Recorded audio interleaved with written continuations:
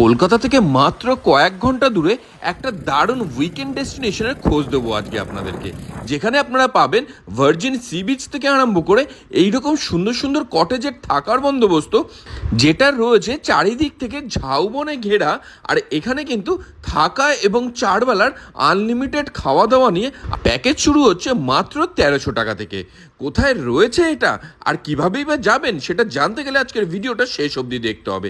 তার আগে ভিডিওটা যারা যারা দেখছেন, কে কোথা থেকে দেখছেন সেটা জানাবেন আমাকে কমেন্ট বক্সে, যাতে পরের ভিডিওতে আমি আপনাদেরকে ধন্যবাদ জানাতে পারি।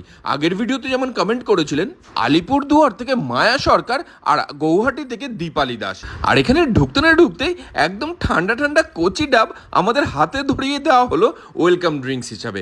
আর তারপর আমরা আশপাশটা একটু ঘুরে দেখলাম, যেখানে সবুজের সমারোহে একেবারে মন শান্ত হয়ে যাবে।